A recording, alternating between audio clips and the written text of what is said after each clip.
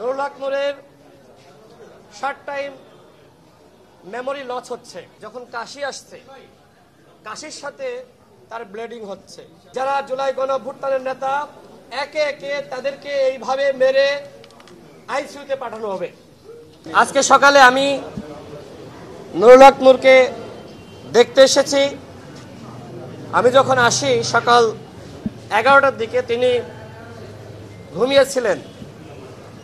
এর পরবর্তীতে তিনি 12:30টার দিকে যখন ঘুম থেকে উঠেছেন, আমি তার কাছে গিয়ে বসেছি এবং আমি দেখেছি যে তিনি যখন একটু বসার চেষ্টা করছেন, তার যখন কাশি আসছে, কাশির সাথে তার ব্লিডিং হচ্ছে।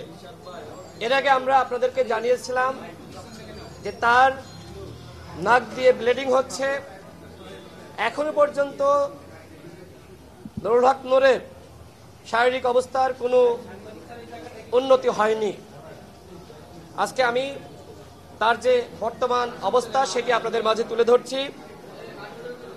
নুরুল হক নূরের শর্ট টাইম মেমোরি লস হচ্ছে। তিনি যখন কথা বলতে যাচ্ছেন, কথা তিনি পুরোপুরি শেষ করতে পারছেন না। আবার কিছুটা তিনি অগুছালোভাবে কথা বলছেন। এই জায়গা থেকে আমাদের কাছে মনে হচ্ছে যে তিনি আসলে শর্ট টাইম মেমোরি তিনি লস করছেন। যেমন তিনি 2 ঘন্টা আগেই ওষুধ খেয়েছেন, কিন্তু তিনি ভুলে যাচ্ছেন যে আসলে তিনি ওষুধ খেয়েছেন কিনা। এছাড়া তিনি যখন কথা বলছেন তখন কথার মধ্যেই অনেকটা ঘুমিয়ে পড়ছেন। যারা তার পর্যবেক্ষণে রয়েছে, পরিবারের সদস্যরা এবং নার্স, তাদের সাথে কথা বলে আমি এমনটাই জানতে পেরেছি। এবং নুরুল হক নূর যখন ওয়াশরুমে যাচ্ছেন বা ঘুম থেকে উঠে তিনি নাস্তা করবেন, নাস্তা বলতে তাকে তো আসলে শক্ত খাবার খাওয়ানো যাচ্ছে না, তরল খাবার। তিনি নিজের পায়ের উপরে ভর দিয়ে দাঁড়াতে পারছেন না, অর্থাৎ তার নিজের দেহের উপরে নিজের ব্যালেন্স নাই। এখনো পর্যন্ত তার চোয়ালের হাড় ভাঙ্গা, নাকের হাড় এখনো পর্যন্ত ভাঙ্গা, যে কারণে তার সর্দি এটার পরিমাণ খুব বেড়ে গিয়েছে।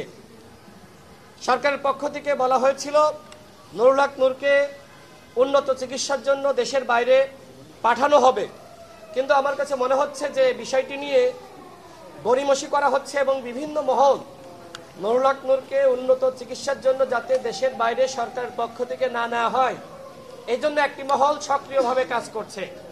তারা চায় না নুরুল হক নূর সুস্থ স্বাভাবিক জীবনে ফিরে আসুক। যেটি মির্জা আব্বাস ভাই বললেন, পরিকল্পিতভাবে ছাড়া কোনোভাবেই এই ঘটনা ঘটতে পারে না।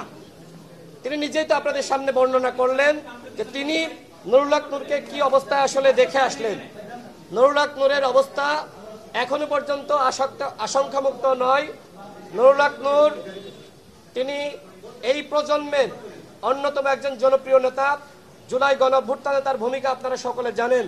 নুরুল হক নূরকে দিয়ে শুরু হয়েছে, এরপরে অন্যান্য যারা আগ্রাসন বিরোধী নেতা, যারা জুলাই গণঅভ্যুত্থানের নেতা, একে একে তাদেরকে এইভাবে মেরে আইসিইউতে পাঠানো হবে।